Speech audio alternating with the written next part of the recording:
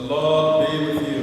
And also with you. A reading from the Holy Gospel according to Matthew. Glory to you, O Lord.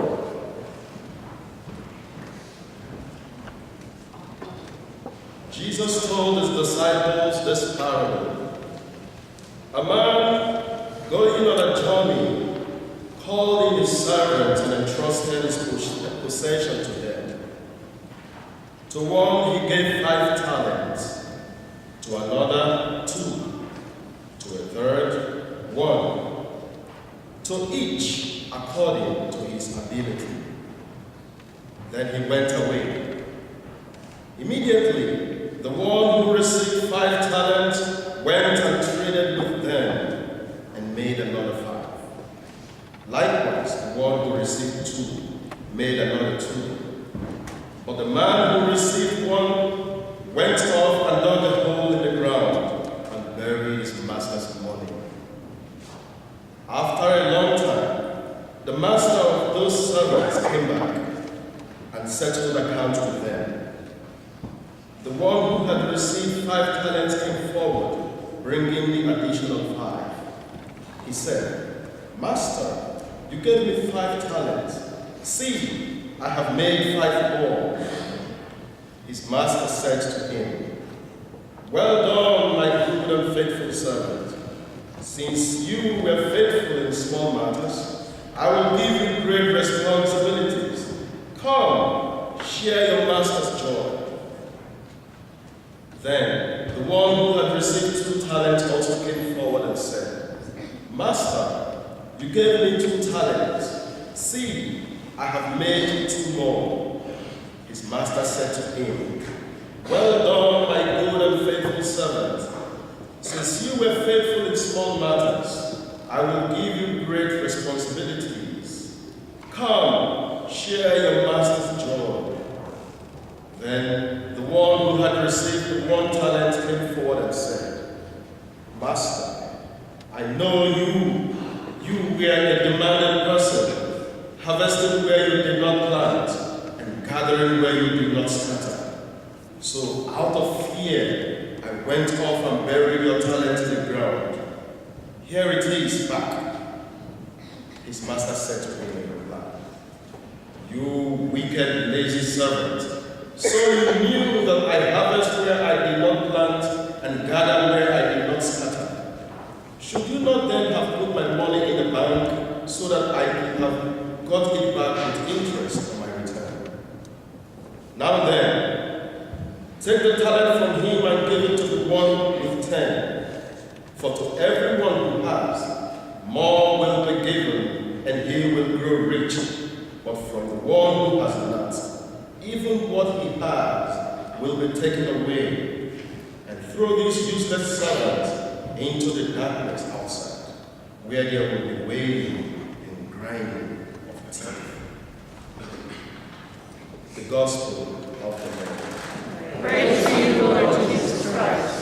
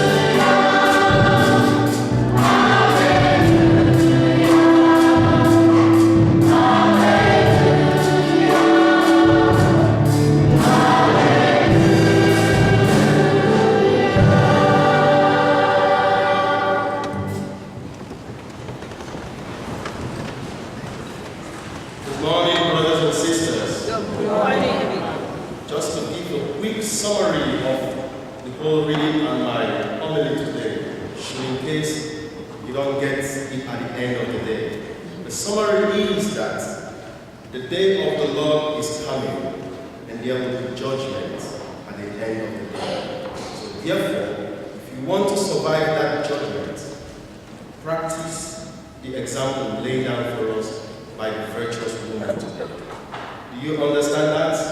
Yes. That's simple enough? Yes. The day of the Lord is coming. Now, what is the day of the Lord? the day of the Lord is the end day. You hear people talking about 2012, right? You hear people talking about the rapture and all that. That is the day of the Lord, in a way. That is when the rapture will take place. So it is actually coming. The gospel is telling us. But we should prepare for that day by the way we live our life, so that when the Master comes, we will be and settle account with us. We will say to him, Master, you gave me 5 talents, I was able to produce more 5. You gave me 2, I was able to produce 2. But we cannot do this if we do not become like the virtuous woman today. So this homily is titled, The Day of the Lord for the Virtuous Woman. So you see, the liturgical calendar is ending because of these. Our reading reflects reading about the end time. This design indicates that whatever has a beginning also has an end, right? Our life has a beginning at birth. It will end at death. And after death comes judgment, right? There is always a beginning for something, and there is always an end for something. The beginning of the year was January, and the end of the year is going to be December. Today actually we begin to mark the end of the liturgical calendar. Now we're going to begin Advent. Right now we begin Advent for Christmas. So to save our lives from the disaster, the catastrophe of end time, of the day of the Lord, we will have to adopt the way of life and the character of the virtuous wife, so that, like the woman who fears the Lord, our walk will praise up at the city gate. Did you hear what they said about that virtuous woman? How she makes her husband's life to become? And in fact, the city gate, you know what they mean by the city gate? Back in the days, right, the city are fortified from invaders. So, take for example, if you're driving on, is that Eastern Avenue, and you look at the cemetery over there, you see that gate, that wall.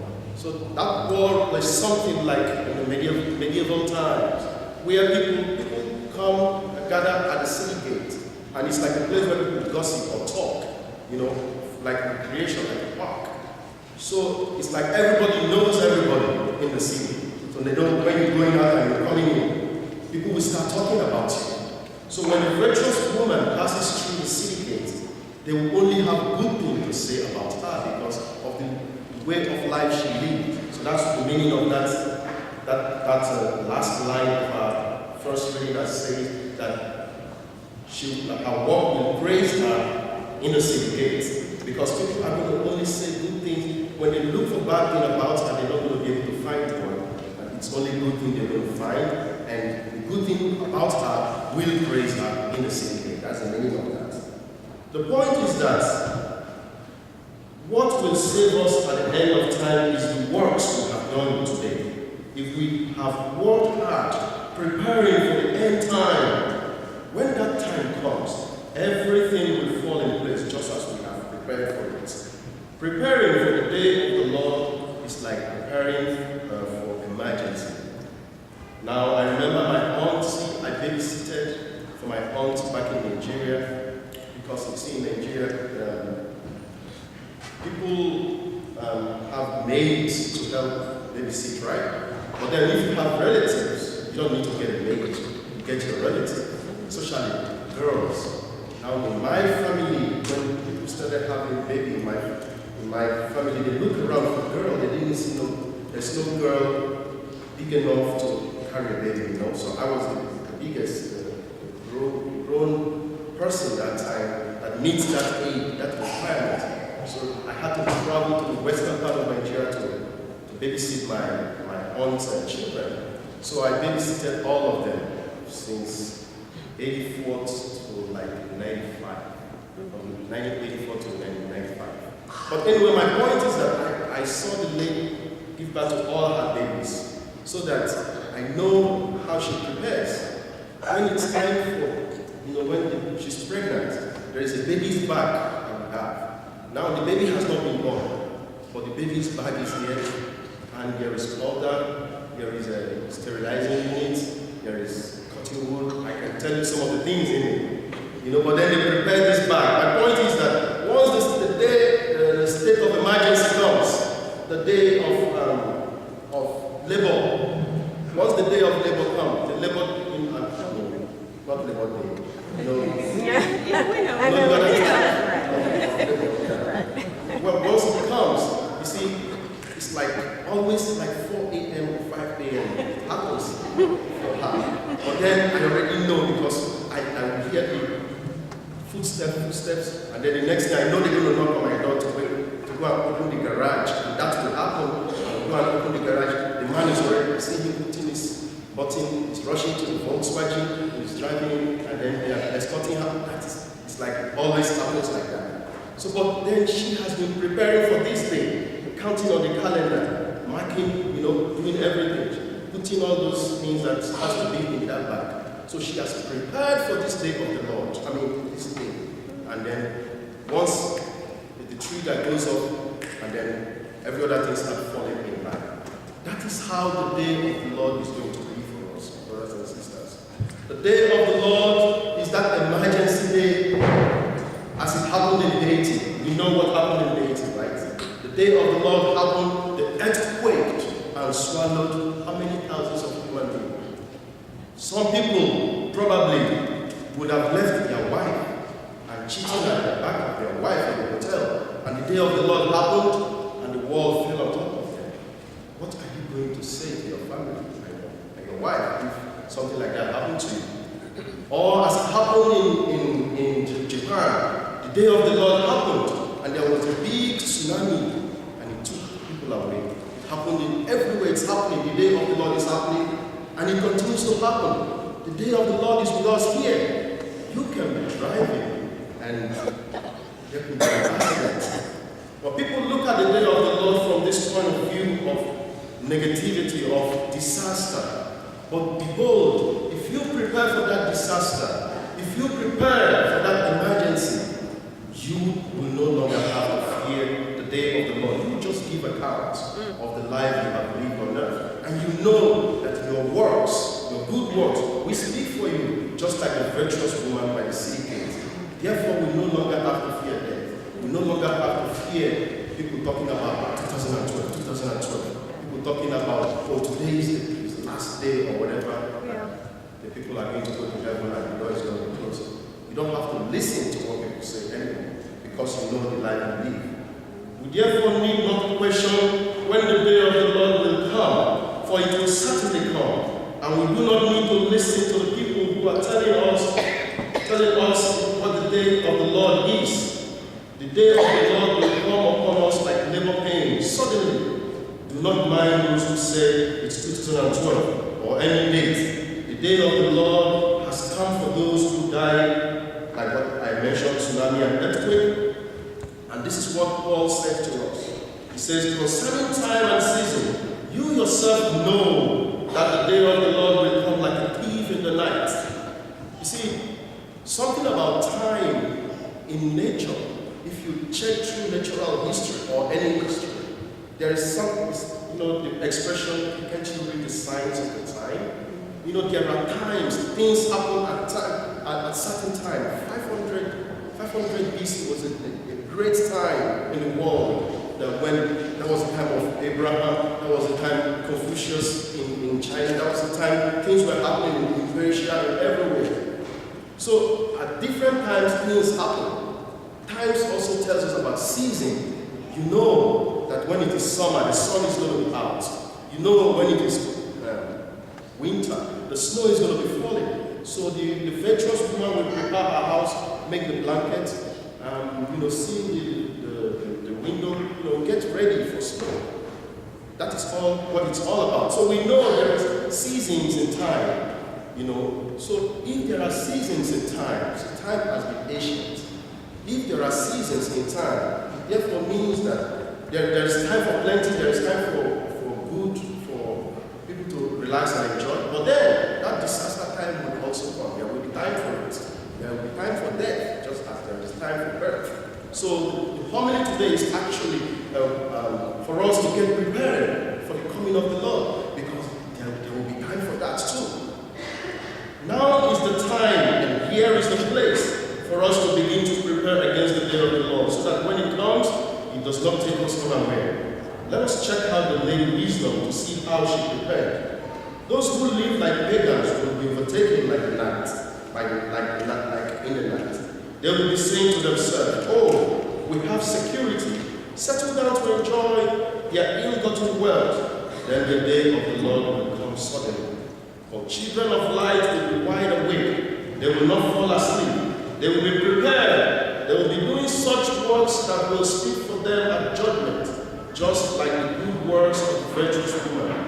The virtues and values, the virtuous wife is beyond, the virtues and values of the virtuous wife is beyond measure. We saw that in Proverbs 31. It is where your value is, that is where your heart will be.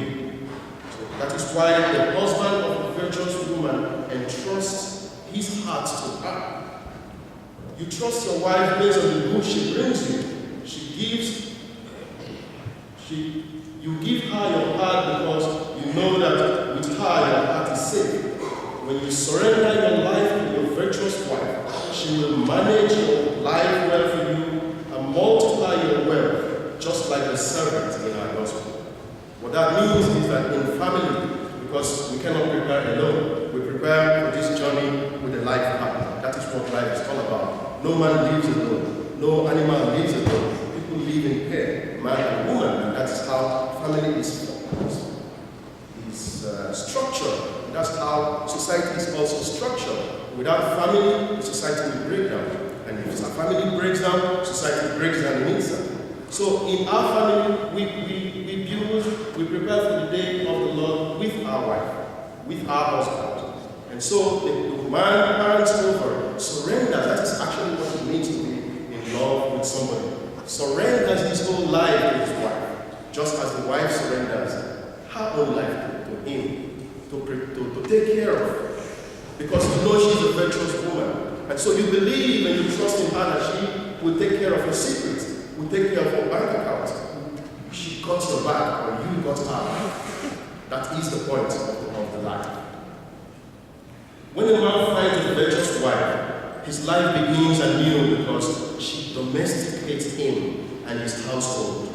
You know how men will say, I remember somebody was saying, I'm not going to say everything. But anyway, he was boasting of how he's going to do this and how he's going to kill somebody and how he's going to do everything back in the village.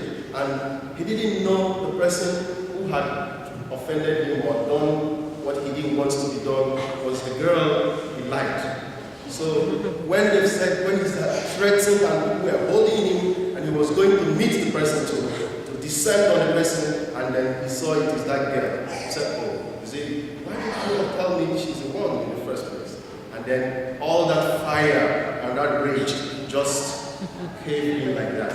And he just kept quiet and then people started laughing at him. But my point there is how a woman whom you love will domesticate you as a man.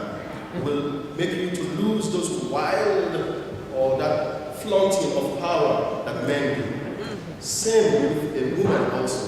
When a woman finds the man that she loves, the equation begins to change because the center of the world revolves between these two people at that time. She gets things right with her wisdom and virtue. She cultivates the man, cultivating, like when you cultivate a garden. That is how family people cultivate each other and streamline each other, cut each other's excesses, and form each other to become the perfect man, the perfect woman. She makes the man what he becomes. See, in Nigeria, we have the proverb that says, behind every successful man, there is a woman. The Bible said today that the value or the worth of the virtuous wife is beyond pearls. Now, pearls are part of, you know what pearls are? It's an expensive gemstone, it's part of a marine animal. But then it's a gemstone that is very expensive. So the pearls is more than money. So the virtuous woman is priceless. That's the point there. It's priceless. This contrasts with those who put their heart in money and not in their virtuous wife. For where your heart is, where your value is, where your heart is, that is where your heart will be. Those who trust money give their hearts to money and not to their wife. The husband of the virtuous man entrusts his heart to her to take care of him, just as the master entrusted his talent to his servant in the gospel.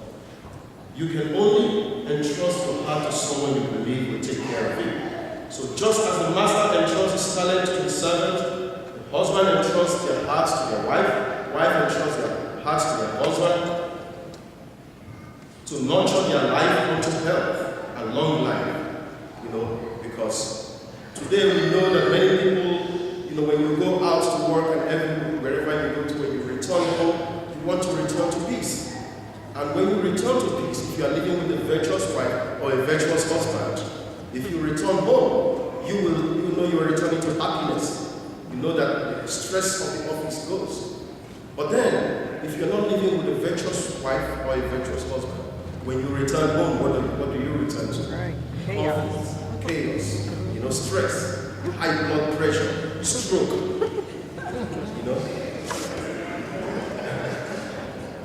So talents are high values, and talents, as we saw in the gospel, are also things like money. So you can compare talents and also the pearl stone we saw in the gospel, in the reading. So they are high currency. Hence, they are money. But you can also understand talents, as in the Bible, in the New Testament, in terms of giftedness.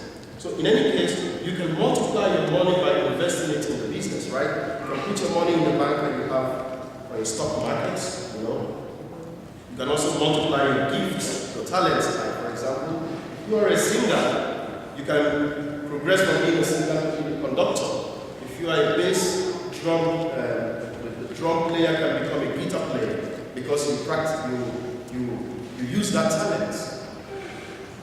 A virtuous wife, like a good servant, multiplies her husband's life, just like the servant who said, "Master, you gave me 5 talents, I've made more 5, meaning 10." So also the virtuous wife can say, "My husband, you gave me your life, you gave me your money, you gave me everything in my hand to take care of.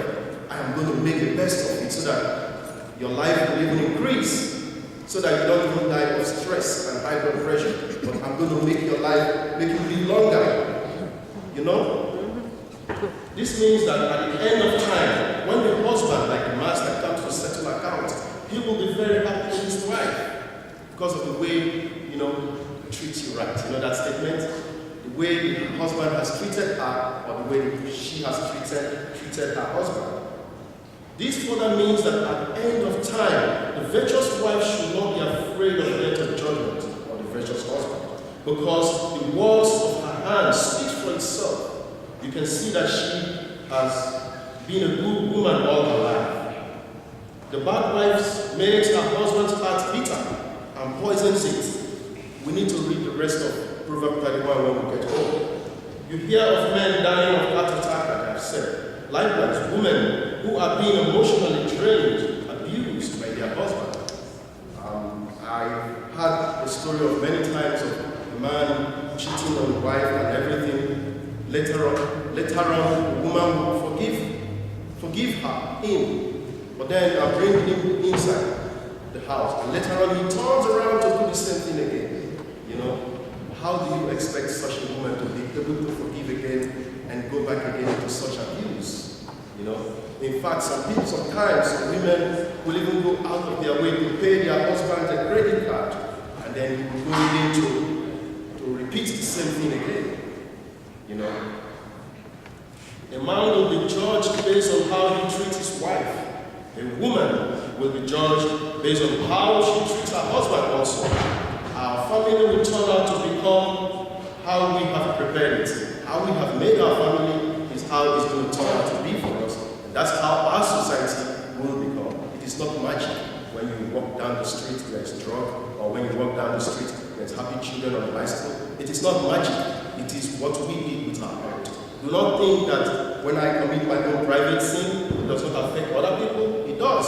Because if I am committing sin with a woman and my wife is discovered, what happens? It affects my children. It affects my relationship with my wife's family. It affects the church because maybe I'll be ashamed to come to church. It affects many things. It affects even the society, because if we divorce finally, I go on my way and my wife go on her way, and the children are left in between to suffer it. Then the police will have to have better budgets to protect against those children who have no parents, because they are the one on the street selling drugs or shooting.